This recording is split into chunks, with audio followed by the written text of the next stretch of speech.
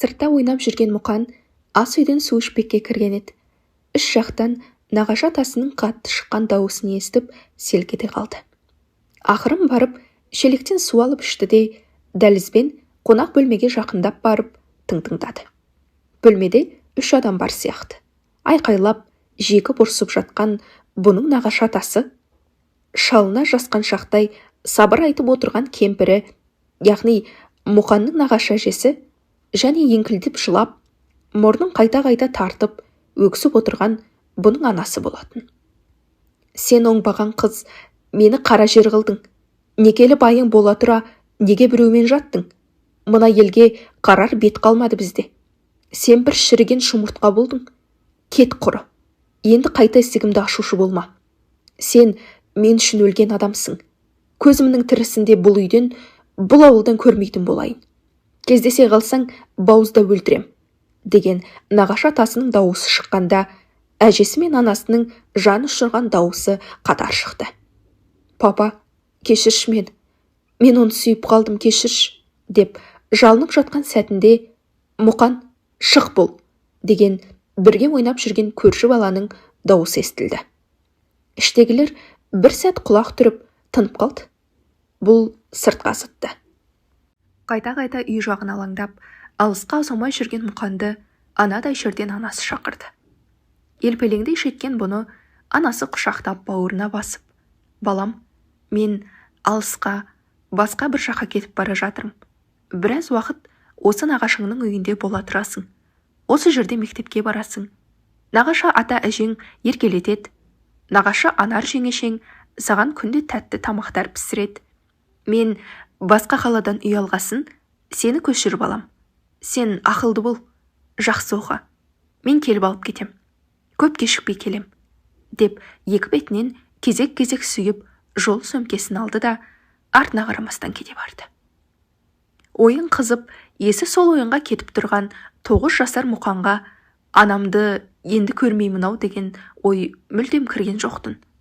Аз кем анасының артынан қарап тұрды да, қайта ойынға араласқасын бәрін ұмытты. Кешқұрым балалар тарап, әркімді аналары, әкелері шақырып алып жатқанда ғана Мұқанның аш екені есіне түсті. Асыға басып нағашысының үйіне келді. Я, бұлардың өз үйі басқа болды. Бірақ осы соңғы бір аптада осында келген. Өз үйлерінде үлкен ұрыс болған. Әкесі анасын ұрып соғып, жаман былапыт сөздер айтып, анасы баласын ертіп түн ішінде шығып кеткен. Содан соң әкесін көрген емес. Мұқан анасына үйге барайықшы дегенде анасы, әкең мас, барсаң ұрат, мастығы жазылсын барамыз, дегесін Мұқан көнгенде қойған. Себебі мас адамның жынды адамдай ешкімге әл бермей, қолына түскенмен ұрып, жұртты қырып кете жаздайтынын білетін. Бір-екі көршісі солай апталап ішіп жатқанда бала шағасымен осылардың үйін паналайтын. Сол естелік ойлармен нағашысының үйіне кіріп келіп, нағашы ата әжесі мен нағашы ағасы құрбанға шай беріп отырған жеңгесі анарға еркінсіп, жеңеше, шай берші, не тамақ пісіріп жатырсың, деп дастархан басына отырғаны сол еді. Нағашысы құрбан, шық бар, қолыңды жуып кел, не мынау, үсті басың шаң топырақ, деп зіркете қалды. Бұрын соңды бұлардан мұндай сөз естімеген Мұқанның жаны шығып кете жаздап, көзіне жас толып шыға келді. Сүретіле басып, ауызғы үйден беті қолын жуып келіп қайта отырды. Осыны күтіп отырғандай атасы да, атаңа нәлет, жатыры жаман қу жетімек. Сенің де қандай адам боларыңды ит біліп бе? Өлер шағымда көзіме күйік болатын болдың ғой, деп бетін шала сипап, орнынан тұрып кетті. Сол күннен бастап, бұрын еркелетіп, бар дәмтісін аузына тосатын нағашылар үйі бұған салқын қарап, бөтенсіреп шыға келді. Сол бір сәттен-ақ Мұқанның шетімдік өмірі басталған. Кейінірек ес білгенде түсінгені, мұның анасы іс сапармен келген бір жігітпен танысып, ешкімге білдіртпей кездесіп жүреді екен. Алақандай ауылда құпия бола ма? Біреу сезіктеніп, біреу күмәнданып, өсек қылып жүргенде бұның әкесіне де хабар тиген. Содан әкесі жігітті өлтірмекші болып аңдып жүріп қолға түсірген екен. Ана жігіт жатқан үйінің терезесінен секіріп түсіп қашып құтылыпты. Мұқандардың үйін өз атағына ауыстырып алмақшы болған әкесінің ағасы Мұқанға қарайласатын болып қамқоршы деп белгіленген екен. Бірақ өмір бойы тас карьерінде жұмыс істеп жүрген ағасы өте жуас, тек жұмысқа барып келуден арға салмайтын бозынбай еді. Бар шаруаны оның пысық әйелі тындыратын. Ол үйді сату, айырбастау үшін Мұқанның 18-ге толуы шарт еді. Қамқоршыға ол үшін қырғын құжат жинау қажет болды да, Мұқандардың үйі солай қараусыз тұрып қалды. Алда-жалда нағашыларынан сәбір көріп, ағасының үйіне бара қалса, ағасының әйелі жыландай ысылдап, бұның жанын алардай жиырылып қалатын. Мұқанның әкесі ізім қайым жоғалса да, арагідік пәлен қалада базарда арақ ішіп жүр екен деген хабарларда шығып қалатын. Ата-анасыз қалғалы маңдайынан бір сипа алмаған Мұқанға енді ол хабарлардың бірі де қызықсыз еді. Баланың бойын қатыгездіктің уы улап, кеуде тұсындағы жүрек деген бір уыс ет мұз кесекке айналып бара жатыр еді. Мұқандар 17-ге толып мектеп бітірген кез бүкіл ел ала дорба арқалап жүрген кезеңге тап келді. Мектеп бітірген Мұқанда бір ғана мақсат болған. Ол ой баю. Жылдан баю. Өзіне зәбір көрсеткендердің бәрін алдына шығу үшін баю. Елден ерекше болу үшін көп ақша тауып баюды ғана ойлады. Мектептен аттестатын алған бойда қалаға жол машинамен тартып кеткен Мұқанда не істеймін, қалай өмір сүрем деген шешімді ой болмады. Қалаға барған соң көзіне түскен жаман темір терсек, алюминий, мыс теріп тапсыра берді. Қалағанынша тамақ алып жеп, өзінше бір сыпыра киінген болып жүргенде қаланың балаларымен танысты. Істейтін іс жоқ, темір тапсырады. Тапқанын қасындағылармен бөлісіп, ішіп жейді. Үйлердің жер төлелерін паналап жүргенде бір жолдасы үлкен іс барын айтып, соған шақырды. Түнделетіп барып, 4-5 жігіт болып, бір қалтарыста тұрған фурадағы жүкті қоймаға түсіріп жатқанда, бұларды милиция қызметкерлері ұстады. Фурадағы жүк ұрлық екен. Бұлар ештеңе білмейтін. Ақшаға жалданған жүкшілер екенін білгесін, бұлар куәгерлер санатына шығарылып, зорға құтылған. Ауылға келіп, әзірге тыныш жата тұрайын деп келгенде, көңілі қалған нағашысына бармады. Ағасының үйі жақтырмады. Содан азып тосып тұрған өз үйіне келіп жатты. Ол кезде ауылда да мыстың дүрбелеңі жүріп жатыр екен. Бұл да сол мыс жинап, нәпақа тауып, ешқайда бармай, ауылда сенделіп қалған сыныптастарына қосылды. Күзде әскерге шақыру келді. Мүмкін әскерде болу дұрыс өмірге бір жол көрсетер деген үмітпен өз еркімен бірінші кезекте әскерге аттанды. Әскерде де адам айтарлықтай тәрбие көре алмады. Облысқа бөлініп төбелесу, үлкендердің кейінгі келгендерге әлімжеттік жасауы, жастайынан сұрауы жоқ, жетім көкірек, намысқой Мұқанға бұл жерде тек жұдырықтың күшімен өмір сүру қажет болды. Жанын одан әрі ашындырып, жүрегін темірге айналдырып жібергені болмаса, әскердің бұған пайдасы бола қоймады. Әскери мерзімі бітіп, ауылына да келді. Мұқан әскерден келген екен деп, бұл үшін сүйіншілетіп, аса қуанған адам бола қойған жоқ.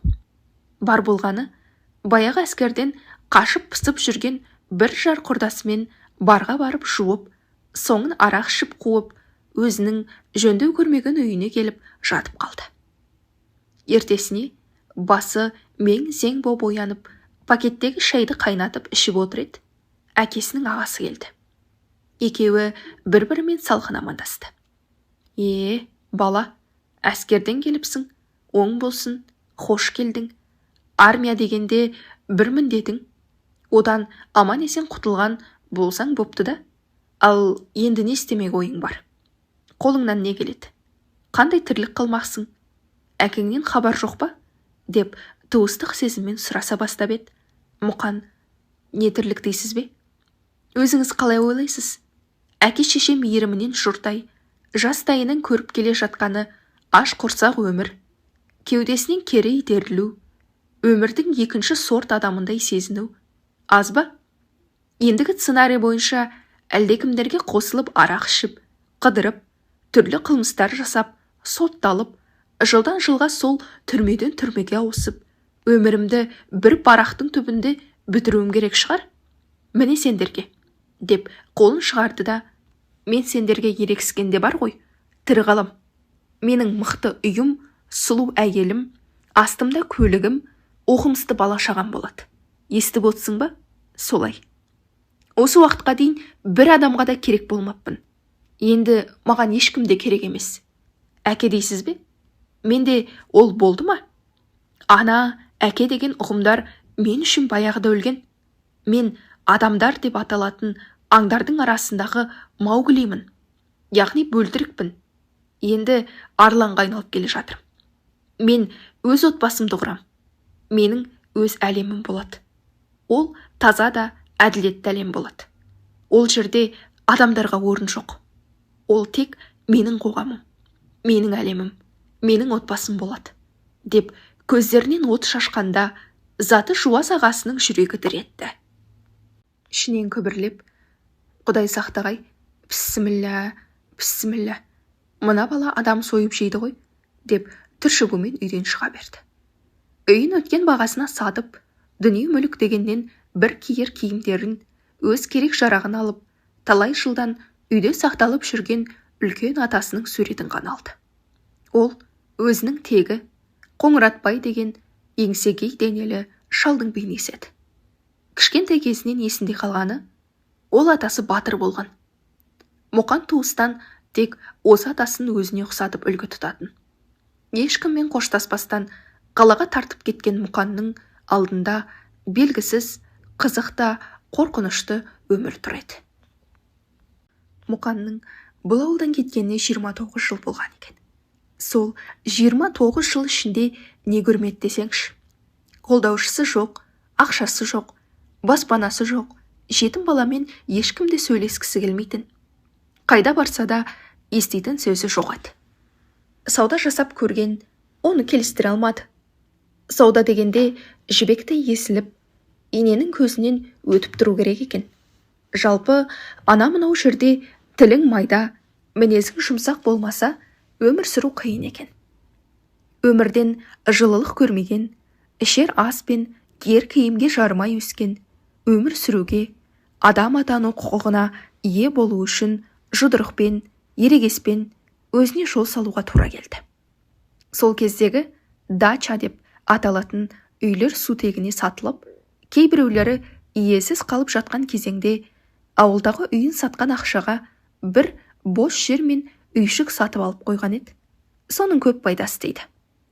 Көшіп бара жатқан орыс көршісінің жер телімі мен қарайған құрылыс материалдарын арақ беріп отырып, арзан алып қалған.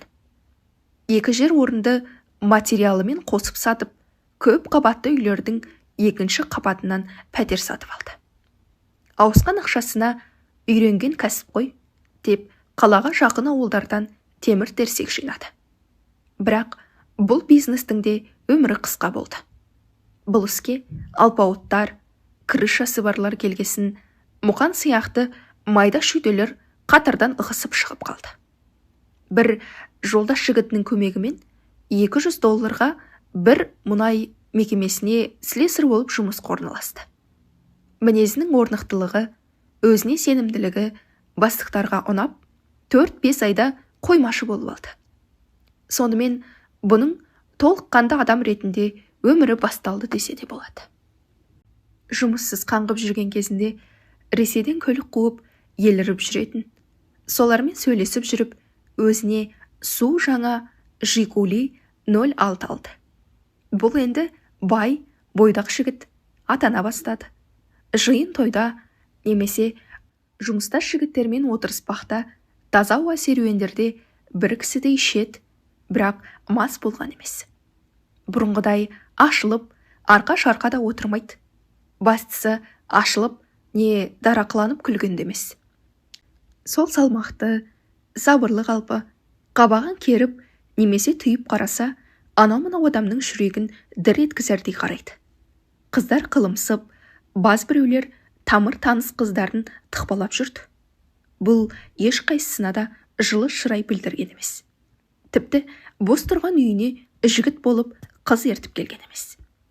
Бір күні есік алдына шықса, бұның су жаңа көлігін көршінің 3-4 жас шамасындағы кішкентай баласы жерден тастың қиыршығын алып сызып тұр екен. Іші удай ашыған бұл қасына 2 аттап барып, баланы жұлқып-жұлқып шапалақпен бір тартты. Баланың жан дауысы шықты. Жүгіріп анасы келді. Баланы баға алмайсыңдар ма? Тәртіп үйретпейсіңдер ме? Неге туасың? Сіган сияқты шұбыртпай жағдайларыңа қарап тумайсыңдар ма? Деп ұрсып боқтанып тұр. Ана елде, кешіріңіз, бала ғой, әлі білмейді ештеңені де. Енді жоламайды қасына.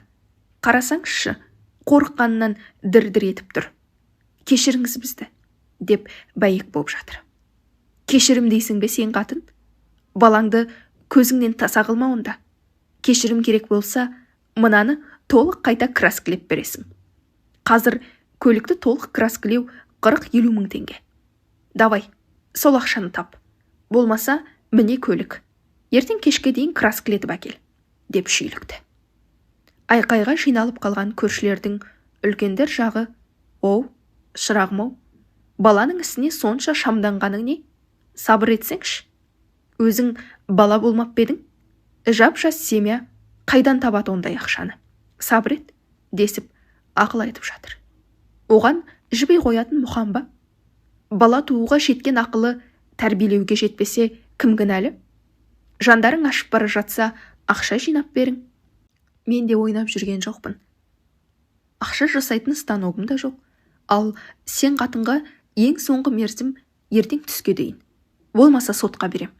Моральный, материальный деп, мына көліктің толық бағасын өндіріп алам. Деп қарайған, аңтарылып қалған көршілердің көзінше көлігіне отырып кете барды. Қайдан тапса да, ертесіне көрші келіншек 30 мың теңге әкеліп беріп тұрып, жап-жас болып қатыгез екенсің. Бұлай қалай өмір сүресің? Деп оқты көзін қадап тұрып алды. Өмір бал емес. Қатыгездік дегеннің не екенін сен қайдан білесің? 30-ға көніп тұрғаныма рахмет айт. Ал балаңды енді көлік жанынан көрсем аямайым. Сирағынан ұстап лақтырам. Мен ескерттім, деп ақшаны қалтасына салып есігін жауып алды. Содан соң бұл көлігінің жанынан бала ойнамақ, былай тұрсын ересектер айналып өтетін болды. Бір күні өзінен үлкен бір жұмыстас жігіті келіп, сөйлесіп отырғанда өзінің жақын балдысы барын айтқан. Ол қыздың да ата-анасы жоқ екенін, осы қалада колледж оқып жатқанын айтқан. Әкесінің, немере әпкесінің қолында тұрып жатқан қыз өзін өте қолайсыз сезініп жүргенін, жиендері де онша көп ұната бермейтінін, қанша айтқанмен қалалы жерде пәтерлер таршылық қылып жүргенін айтқан. Бұл салған жерден кездестірш деген. 2 күннен соң күндіз апарып таныстырды. Қыздың аты Гүлназ екен. Мұқанға оның өте сұлу болып көрінбесе де, ақшыл өңді, жұмсақ көзді, әсіресе күлгенде 2 беті қызарып, әдемі болып кететіні ұнады. Танысып кафеде отырып, екеуі ұзақ әңгімелесті. Тағдырлары да ұқсас болып шықты. Мұқан көп сөйлеуді, біреуге ұнауға тырысуды қалайтын. Соның ішінде қызбен сөйлесіп, көңіліне ұнар сөз іздеп отыратын адам емес, турасына көшті. Гүлназ, сен маған ұнадың. Қосылайық. Қалған күнімізді бір көрейік. Байқап отырсам, сен өте ақ көңілсің, жұмсақсың. Сендейлерге өмір сүру қиын болады. Өмір сен ойлағандай қызылды жасылды емес. Адамдар да сондай. Бір керемет күтпе. Қалған өмірде саған қорған болып өтейін. Тек сен мені сатып кетем деп, маған жамандық, арамдық ойлаймын деп ойлама. Олай жасайтын болсаң, сен де, мен де бұл өмірде болмаймыз. Мен орынсыз дөрекілікке, аярлық пен арамдыққа, жамандыққа бармайым, деп осы жерде уәде берем, деп шын ниетімен сөйледі. Әлдекімдердің басынып, қолдан келсе төсекке шыққысы келіп жүрген ниеттерінен шошынып, қолдаушым да, қорғаушым да жоқ, қалай өмір сүрер екенмін, деп жүрген Гүлназ үшін мына әңгіме ашық күнде күн күркіреп, найзағай ойнағандай көрінді. Шынын айтса, алдындағы ер жігіттің мысы басып, соның әсерінен шыға алмай отыр еді. Қайдан білейін, Мұқан, бұрын соңды басымнан бұндай жағдай кешіп көрмеппін. Екеуміздің танысқанымызға әлі 3 сағатта болған жоқ. Танысып болмай жатып, қосыламыз деуің қызық екен. Екеуміз бір-бірімізді дұрыс танымаймыз да ғой, деп көміл жіңгіреп жауап берді. Гүлназ, кейде бір адамды білу үшін жылдар жетпеуі мүмкін. Кейде көзіне бір қараудың өзі жеткілікті. Сен өзіңе жақсы әйел болам деп айта аласың ба? Соны біл. Ал мен саған жақсы күйеу болам ба, жоқ па, анық білмеймін. Менің білерім, мен сені ешкімге қорлатпаймын. Кеудемде жаным барда, сені ештеңеден мұқтаж қылмаймын. Сөзім осы. Я деп маған сенсең, осы жерден қол ұстасып бірге шығамыз. Жоқ десең, осы жерден қоштасамыз, деп қадалып тұрып алды. Гүлназ Мұқанның көздеріне тура қарап тұрды да, жас толып тұрған көзін тайдырып, үнсіз басын изеді. Бұлар сол күні 3-4 жолдасымен Мұқанның үйінде отырыспақ өткізіп, өздерінше той кеңесін жасаған болды. Ертесіне Гүлназдың азын аулақ киім кешегін алуға барғанда, қыздың апасы бір өнерін көрсетті. Қалыңсыз қыз болса да, кәдесіз болмайды. Қайткенде де азын аулақ кәде ырымы болу керек. Өмірлеріңнің басы майлы болса, соңы сайлы болады, деп өзінше әңгіме айтып бастаған. Мұқан да бұлардың қыр-сырын Гүлназдан естіп қанық болған. Әсіресе бір бастық жақынына тоқалдыққа бермекші болғанын естігенде қатты ашуланған. Бірақ бұл жерде салғыласып отырмады. Оның үстіне апайы өлі тірісі деген кәде бар. Гүлназдың ата-анасы риза болу үшін сол кәде жасалу керек дегесін, Гүлназдың апасы мен 60-қа таяп қалған шездесіне қолындағы машинаның кілтін ұстатты. Ол кездерде әлі көп адамның қолы жете бермеген жаңадан алынған 06 Жигули екеуінің де аузына құм қойды. Мен жетім өстім. Бәрін өзім жасадым. Ырым сырым дегенді білмеймін. Алсаңыздар, кілт міне. Құжаттар көлікте. Аттарыңызға аударып алуға сенім хат берем. Болды. Бітті осымен. Осыны алып, қалған қайырымдарыңызды да соған сыйғызарсыздар, деп Гүлназын жетектеп үйден шығып кетті. Жұмысындағы үлкен кісілердің айтуымен, жолдас жігіттердің қолдауымен, 40-50 адаммен кафеде той болып, бет ашар рәсімі жасалды. Сол кезде Ресейдегі дефолттың пайдасы Мұқанға тиді. Жұмыста жүріп-ақ Ресейден арзан тауарлар алдырып, қаржылай біраз көтеріліп қалды.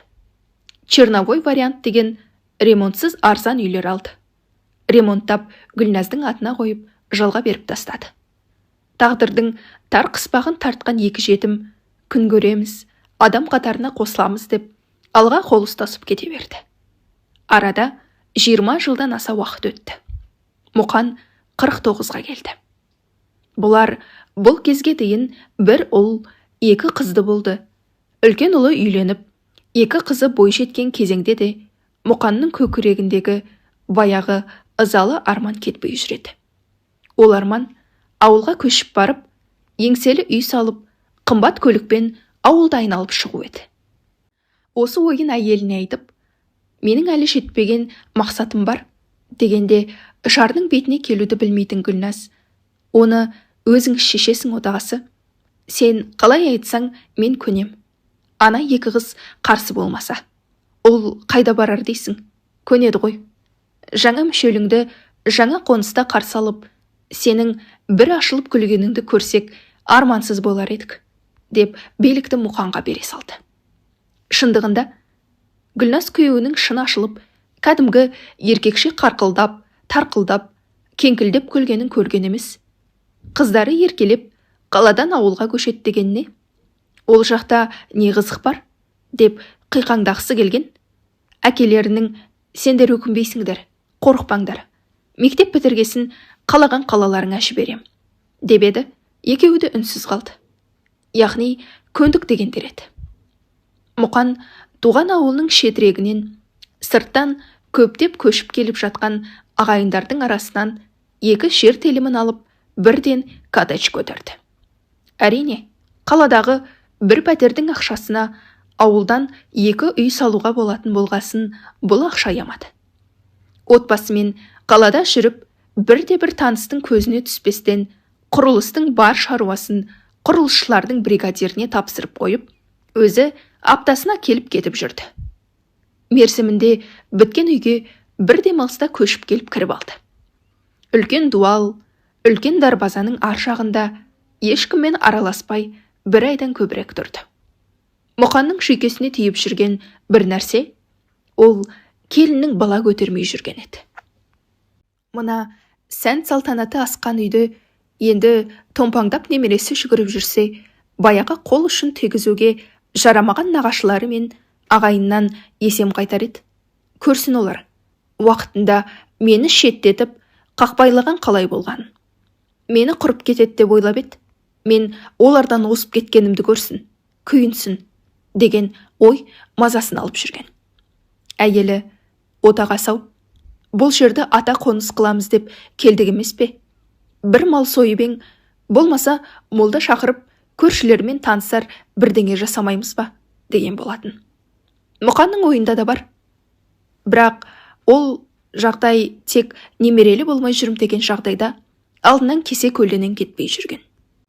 Қанша айтқанмен, әйел деген аты бар Гүлназ, келіні екеуі жетінан шелпек таратып, жақын маңда тұратын үлкендеу кісіні шақырып Құран оқытты.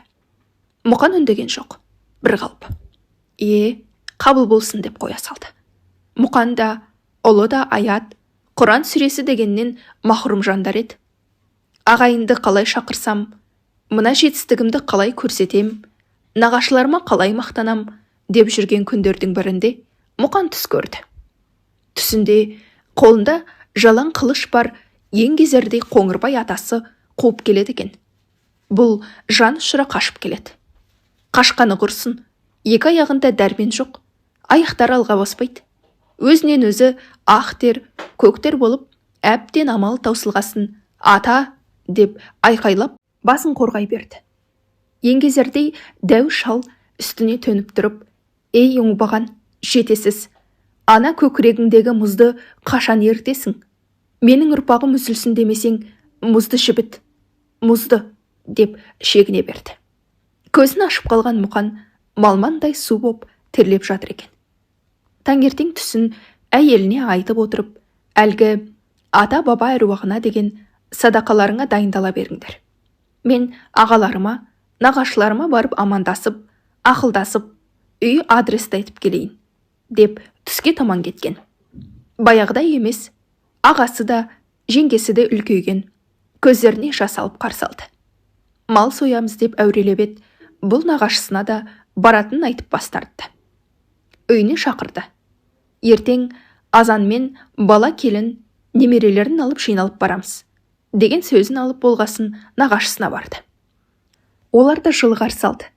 Баяғы анар жеңгесі кешірім сұрап отырып, еңкілтеп көп жылады. Бұлар да мал сояйық, кішігірім той берелік дегенге Мұқан ыңғай бермеді. Солардан шығып, кешке таман үйіне бір қайтты. Базарға барып, аралап көріп, жеміс жидек, оны мұны алып шығам деп көп жүрді. Өзінің көшесіне түсіп қарап келеді.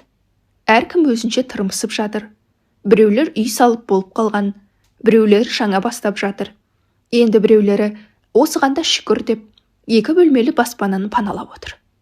Үйіне 2-3 күй қалғанда құмда ойнап отырған жас шамасы аралас 7-8 бүлдіршінді көріп еріксіз тоқтады. Қастарына келіп, балалар, не ойнап отырсыңдар? Мені қосасыңдар ма ойынға? Мен кішкене қастарында ойнайын. Мен оның орнына сендерге алма, алмұрт, жүзім берем, деп көлігін ашып, жемістерін түсіре бастады. Баклашкамен су беріп, ересектеу біреуіне ұстатып, жуып жең, деді де өзі үстіндегі таза киіммен құмға отыра кетті. Балалар жемістерден таласа тармаса алды да мұның қасына отыра қалып, аға, мә, менің машинам күшті, топырақ тасиды десе, енді бірі, мә, менікін ал, менікі қатты жүреді, десіп шуласып жатыр. Мұқан кішірек бір баланың қолындағы алмасымен бірге сүріне қабына ойнап жүргенін көріп күлді. Көзіне жас та келді. Балалық шағына деген сағыныш көзінен моншақтап, жүзін жуып отырса да, балалармен бірігіп, врым, бым, бамп, бамп деп ойнап отыр. Балалардың қасына әдемі көлік тоқтағанын, балалар жеміс-жидекке қарық болып жатқанына үрейлене жинала бастаған шешелері, балалардың қылығына әбден есі кетіп, кейде қарқылдап күліп отырған үлкен кісіні көріп таңырқай қарасты.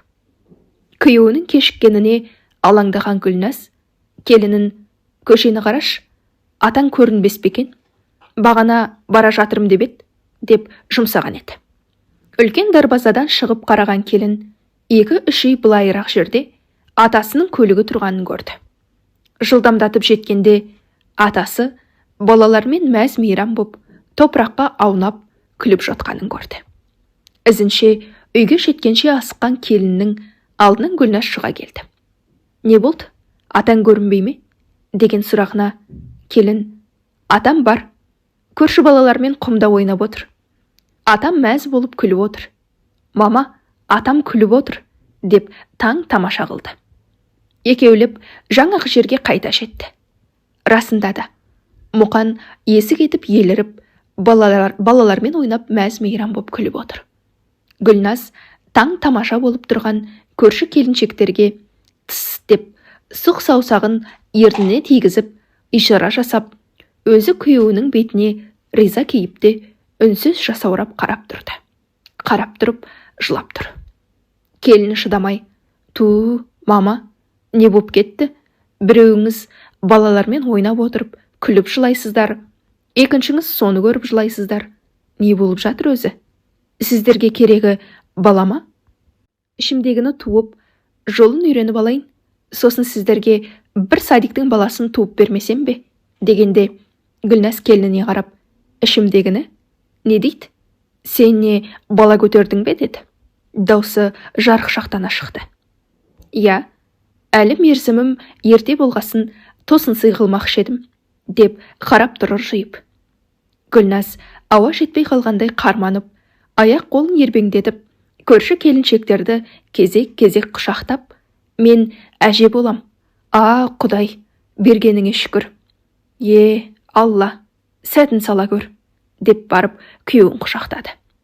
Жаным, Мұқан, азаматым, сен ата боласың, естисің бе?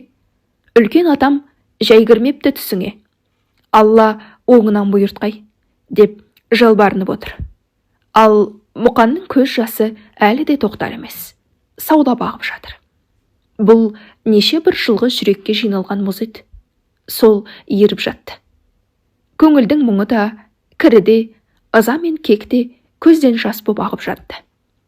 Осы күнге жету үшін жан таласып, жағаласып, күй кешкен екі жетімді түсінбеген көршілер, мыналардың есі дұрыс па? Деді де қойды. Осымен әңгімеміз аяқталды. Әңгімеміз туралы өз ойларыңызды, алған әсерлеріңізді пікірге міндетті түрде жаза кетіңіздер. Лайк басуды ұмытпаңыздар. Назар салып тыңдағандарыңызға рахмет. Қош, сау болыңыздар.